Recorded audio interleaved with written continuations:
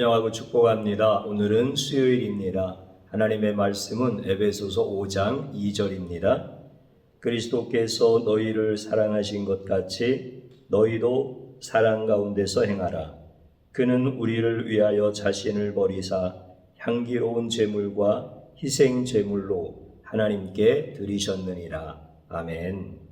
주님의 보혈로 다 씻어 주시고 오늘도 예배 중에 우리와 함께 하시는 하나님께서 여러분들을 긍휼히 여기시고 여러분들에게 한없는 은혜 베풀어 주셔서 치유와 온전한 회복의 역사가 이루어지는 줄로 믿습니다. 특별히 예수님 자신을 드러내시는 계시의 시간이 설교입니다. 그러므로 이 시간에 예수님을 깊이 만날 수 있는 은혜의 시간이 되는 것입니다. 사람의 말로 듣지 아니하시고 주님의 음성으로 듣는 자에게는 예수님을 만날 수 있는 가장 복된 시간이 설교의 시간입니다. 이 시간이 바로 그런 은혜가 성도님들 모든 분들 위해 임하시기를 주님의 이름으로 축복합니다.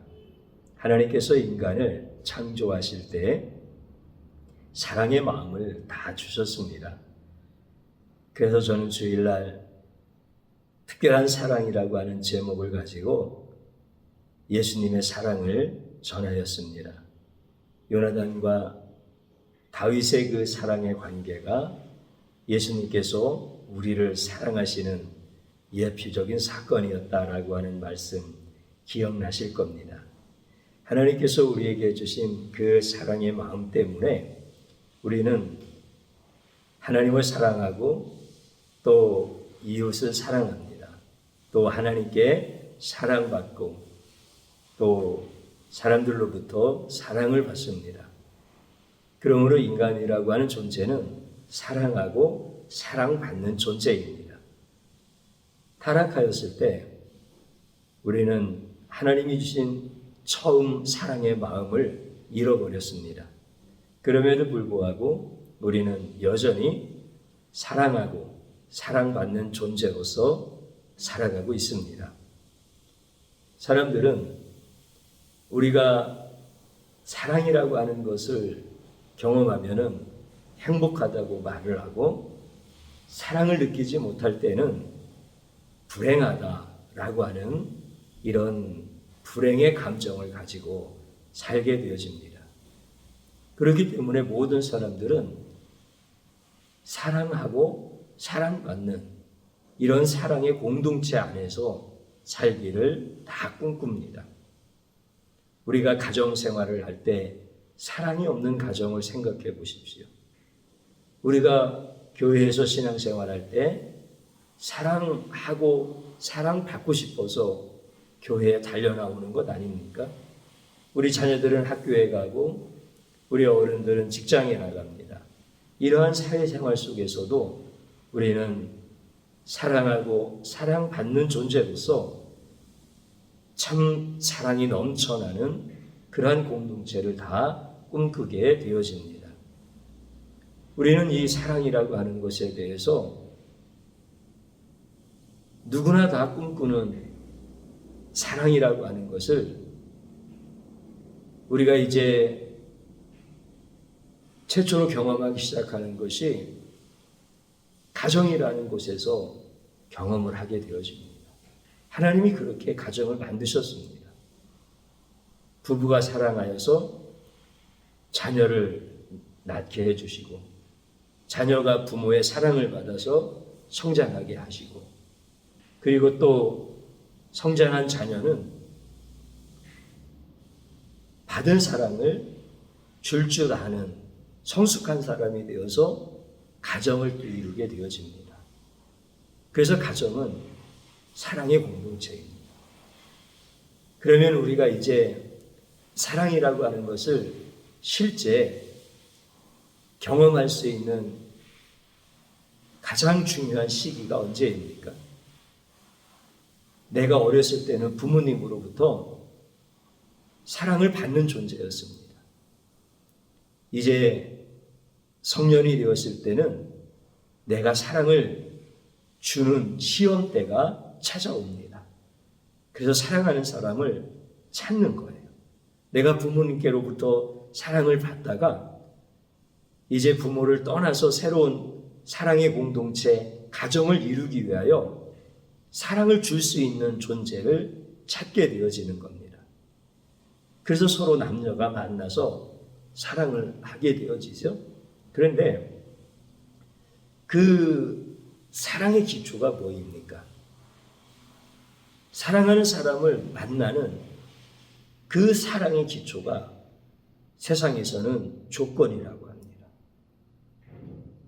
그래서 사람들이 살아갈 때 같은 부류의 사람과 사랑을 하고 같은 계층의 사람과 사랑이 무르익어서 결혼이라고 하는 가정을 이루어 가게 되어집니다.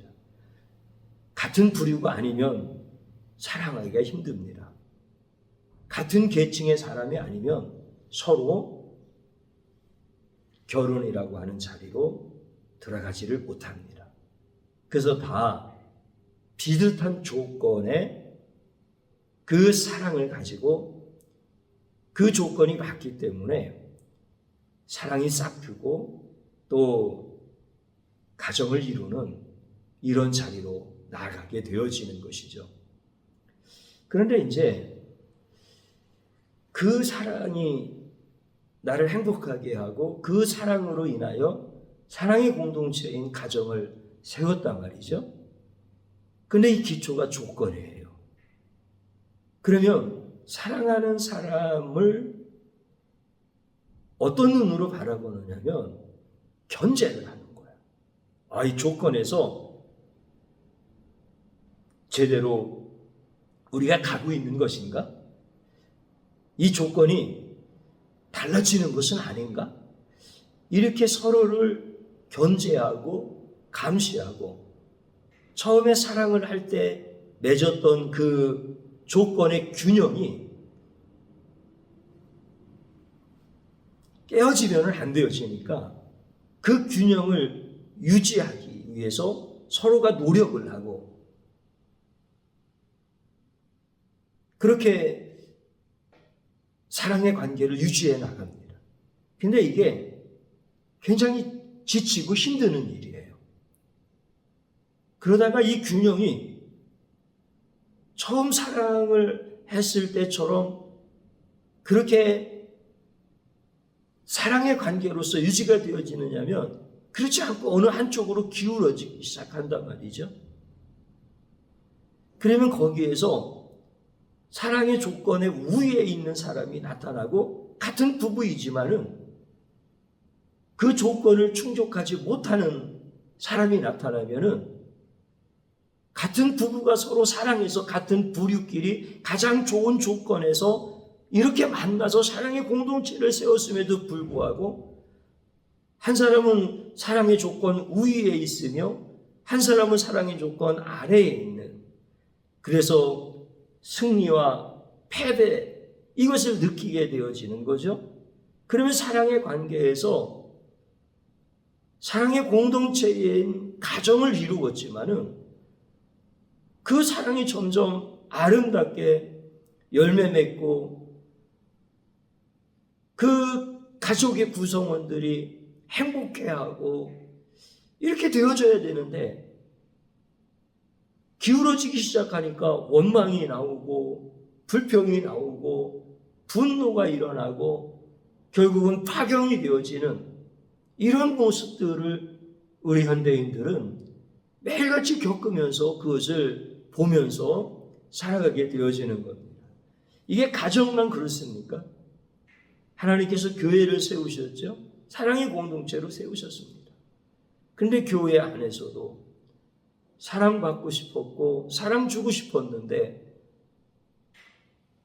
조건적인 것으로 만나다 보니까 이 관계가 깨어지기 시작하여 교회 가기 싫고 교회 가면 더 불편하고 그래서 교회를 떠나기도 하고 안 다니기도 하고 가정이든 교회이든 또 학교에서도 서로 사랑하라고 얼마나 가르쳐주고 직장에서도 서로 사랑해야만 좋은 결과가 있지 않겠느냐라고 하면서 서로 사랑을 할 수 있도록 이런 모임들도 만들어주고, 그렇지만은 가정이든 교회이든 사회이든 이런 조건이 기초가 되어진 사랑에서 만나면 서로 견제하고 감시하다가 그 균형이 깨어지면은 서로 분노하고 서로 파국으로 치닫게 되어지는 이런 일들을 우리가 다 경험하는 거예요. 이게 세상 사랑인 거예요. 그런데 예수님의 사랑은 이것과 다릅니다. 예수님의 사랑은 누구와 누구가 사랑하는 거죠? 예수님과 죄인들의 사랑이 바로 예수님과의 사랑입니다. 그러면 예수님이라고 하시는 분과 죄인들인 우리들과 사랑이 이루어졌는데 이 사랑은 조건적인 사랑이겠습니까? 그렇지 않아요. 왜냐하면 조건적으로 맞는 게 하나도 없어요. 세상의 사랑, 사람과 사람들 사이의 이 사랑은 같은 부류에서 같은 계층 안에서 같은 성향을 찾아서 이렇게 조건으로 만났으니까 다 조건에 부합하는 사랑을 하는 건데 예수님과 죄인 사이에는 조건이 맞는 게 하나도 없는 거예요. 예수님은 창조주예요. 우리 죄인들은 피조물이에요. 우리 예수님께서는 무한하신 분이에요. 지식도 무한하시고 능력도 무한하시고 존재 자체도 무한하셔요. 그런데 죄인인 우리 인간들은 지식도 유한하지요. 능력도 유한하지요. 우리의 존재 자체도 티끌에서 왔다가 티끌로 돌아가는 유한한 존재이지요.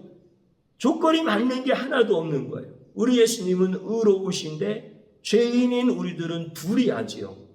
그분은 지위가 하늘의 보좌이신데 우리는 땅을 딛고 살아가는 자들입니다. 그분은 소유가 모든 것이 주님의 것인데 우리의 소유는 단 하나 가진 것이 없습니다.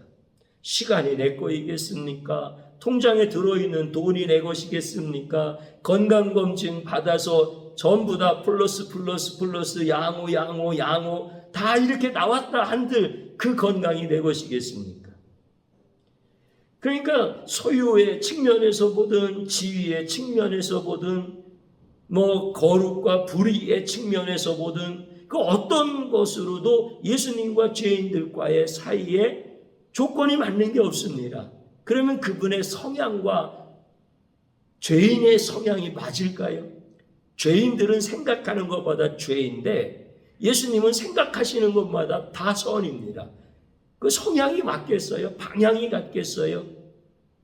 그러니까 예수님과 죄인인 우리들은 전혀 맞는 조건이 하나도 없는 겁니다. 그런데 사랑의 관계가 되어진 거예요. 이게 어떻게 가능할 수 있습니까? 딱 하나밖에 없어요. 뭐냐면 예수님이 죄인을 위하여 다 맞춰주신 겁니다. 죄인을 위하여 다 맞춰주셨다고 하는 게 오늘 우리가 읽은 말씀 가운데 어떤 말씀입니까? 그는 우리를 위하여 자신을 버리사 향기로운 제물과 희생 제물로 하나님께 드리셨느니라. 우리가 읽은 본문의 말씀이에요. 그는 우리를 위하여 자신을 버리신 거예요. 자신의 생명을 버리신 거예요. 창조주가 피조물이 되신 거예요. 피조물 인간이 되신 거예요. 인간의 몸을 입고 오신 거예요. 인간의 몸을 입었으니까 당연히 그분은 배도 고프셨고 졸립기도 하셨고 매를 맞으시면 아프셨고 유한한 인간이 겪을 수밖에 없는 그 모든 것들을 다 겪으셔야 되는 거예요. 그분의 지위는 이제 하늘의 보좌를 버리신 지위 우리와 같아지신 거예요. 참 놀라운 거 아니에요? 그래서 예수님께서 죄인을 사랑하시기 위해서 자기를 버리신 거예요. 하나님 앞에 자신을 희생의 제물로 향기로운 제물로 드리신 거예요. 이유는 단 하나예요. 조건이 하나도 맞지 않는 죄인들을 사랑하시는 것. 그 이유 하나밖에 없는 거예요. 그냥 놔두면 지옥 가는 인생들을 긍휼히 여기시는 그 사랑의 마음, 그 하나가 조건이고, 다른 조건은 맞는 게 하나도 없어서 그 조건을 맞추시기 위하여 예수님께서 자신을 버리신 거예요. 이게 예수님과 우리의 사랑할 수 없는 관계에서 사랑의 관계가 되었다라고 하는 것을 말씀해 주시는 거죠. 예수님을 모르면은 모든 인간은 세상의 사랑을 추구합니다. 그것밖에 모르기 때문에 그렇습니다. 사람의 사랑, 세상의 사랑을 가지고 가정도 이루고 교회도 다니고 사회생활도 하는 겁니다. 그러면 예수님을 아는 사람은 사랑의 관계가 예수님으로 인하여 온전해진 그 사랑의 관계 속에서 가정도 이루고 신앙생활도 하고 사회생활도 하는 거예요. 그래서 예수님을 아느냐 예수님을 모르느냐 두 부류밖에 없는 거예요. 예수님을 모르면 세상으로 사랑하는 거고, 예수님을 알면 예수님의 사랑이 내 안에 계심으로 인하여 예수님의 사랑이 기초가 되어서 모든 사랑을 이루어가는 거죠. 오늘 우리 하나님께서 저희들에게 말씀을 분명히 말씀해 주셨어요. 뭐라고 말씀해 주셨습니까? 우리가 읽은 본문 말씀 가운데 그리스도께서 너희를 사랑하신 것 같이 너희도 서로 사랑 가운데 행하라, 이렇게 말씀하십니다. 그러니까 우리는 세상 조건을 가지고 사랑하는 자가 아니라 예수께서 나를 사랑하신 그 조건 없는 사랑이 내 안에 있음으로 말미암아 그 예수 그리스도의 사랑 가운데서 너희도 행하라, 이렇게 말씀하시는 거예요. 이게 예수를 안다는 뜻이에요. 예수를 알면 내가 조건을 가지고 사랑했던 그 모든 견제하고 감시하고 균형을 유지하기 위해서 애를 쓰고 그 균형이 흐트러지면 지치고 힘들고 나중에 기울어져서 균형을 맞추느라고 서로 싸우다가 내가 잘했다 이런 관계가 되어지고 결국은 원망하고 불평하고 분노하고 파경에 이르는 이런 모든 세상 사랑의 관계로 너희의 인생이 끝나는 것이 아니라 사랑할 수 없는 관계에서 사랑할 수밖에 없는 관계가 되어진 예수 그리스도의 사랑 가운데 너희도 행하라라고 가르쳐 주십니다. 그러면 이것은 우리에게 율법적으로 지시하고 명령하시는 것이 아니라는 겁니다. 예수를 알면 사랑의 조건이 사라진다는 거예요. 조건이 사라진 대신에 사랑만 남는다는 거예요. 이게 예수를 안다는 뜻이고, 예수를 모르면 아무리 그 사랑을 유지하고 싶어도 그 조건이 다 깨어지더라는 거예요. 같은 부류에서 같은 성향을 가진 사람이 같은 계층 안에서 눈에 보이는 것 없이 뜨겁게 사랑하던 사람이 가정을 이루어 보니까 조건이 안 맞는 게 하나둘 다 나타나기 시작하는 거예요. 그거 맞추기 위해서 얼마나 노력합니까? 피눈물 나는 노력하는 거 아닙니까? 그런데도 그게 안 되어지는 거예요. 그런데 우리는 원래 조건이 맞는 게 없어. 예수님과 내가 무슨 조건이 맞고 그 조건을 맞추기 위해서 노력해서 예수님과 내가 사랑의 관계가 됐습니까? 아니에요. 원래 맞는 게 하나도 없는데 예수님이 다 맞춰 놓으신 거예요.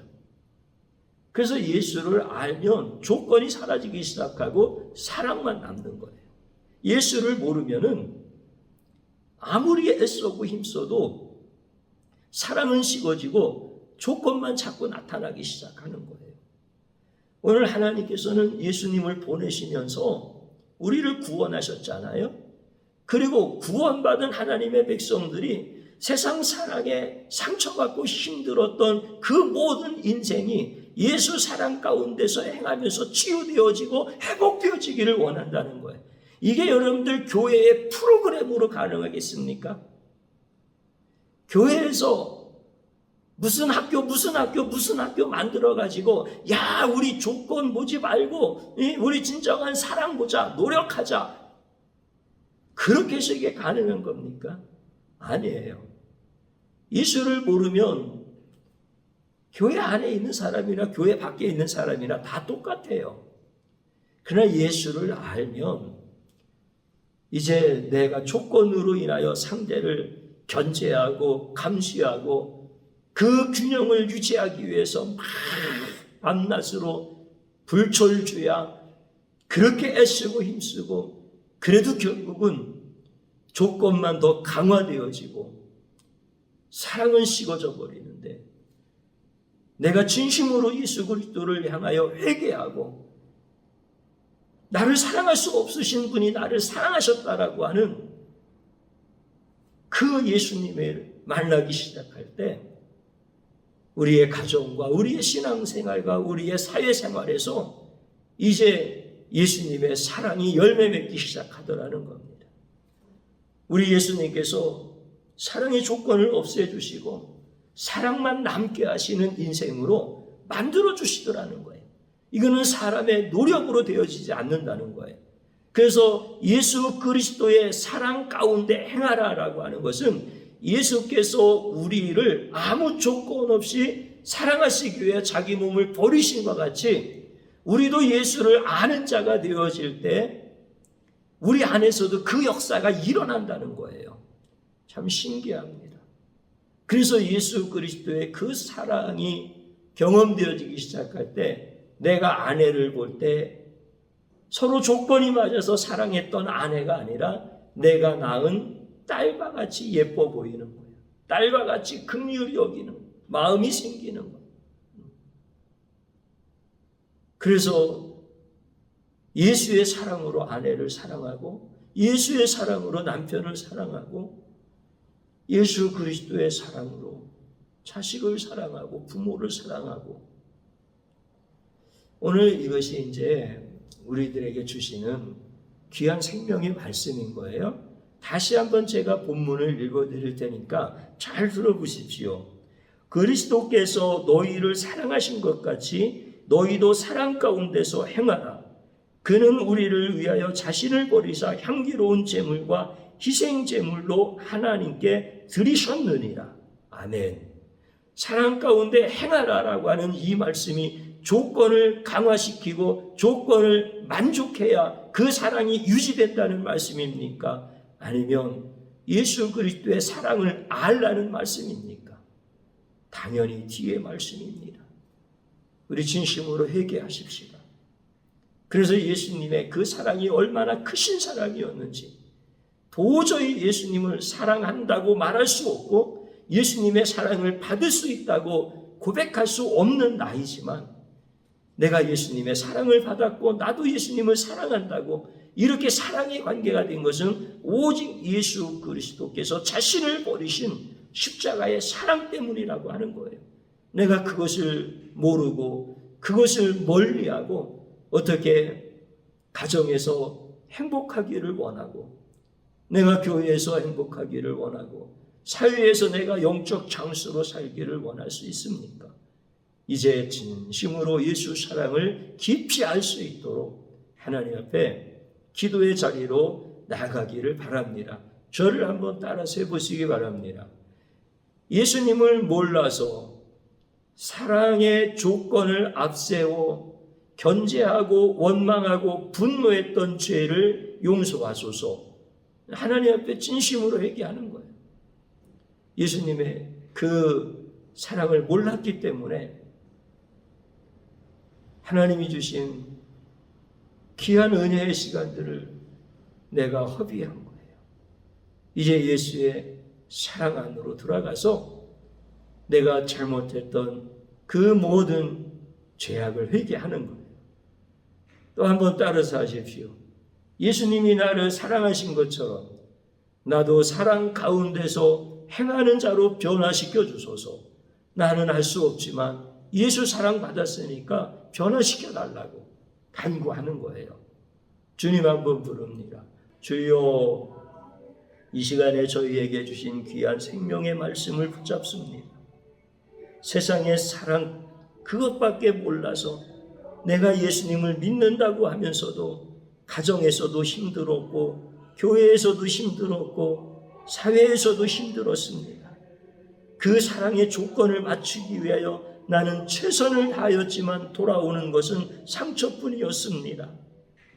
그 상처의 아픔은 도저히 치유되어질 수 없을 만큼 깊었고 고통스러웠고 스스로 포기할 수밖에 없는 지경에 이르렀습니다. 주님, 이렇게 무지하고 악한 자를 긍휼히 여겨주시되 하나님 앞에 먼저 회개하는 심령을 부어주소서. 내가 예수님의 사랑을 몰랐기 때문에 사랑은 조건인 줄 알았고 그 조건을 맞추기 위하여 그렇게 쓰고 힘들고 고통스러운 인생을 무엇인가 좀 해보려고 노력하고 애썼던 이런 무지하고 완악한 자의 영성을 용서하여 주옵소서.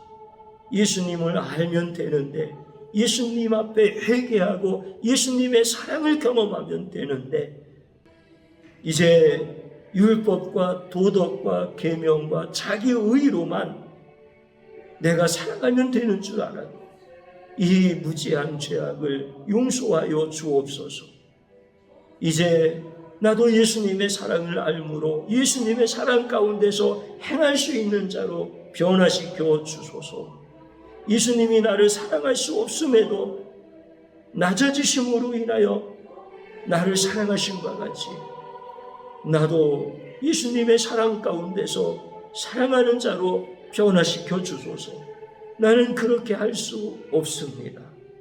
그러나 예수님의 사랑이 너무 커서 나를 변화시키면 나도 예수님의 사랑 가운데서 행하는 자가 될 수 있사오니 주님이시여 나의 무지하고 완악함을 용서하신 것 같이 이제 예수님의 피의 권세와 예수님의 그 보혈의 능력을 나에게 주셔서 나도 예수님처럼 사랑 가운데서 행할 수 있도록 변화시켜 주옵소서.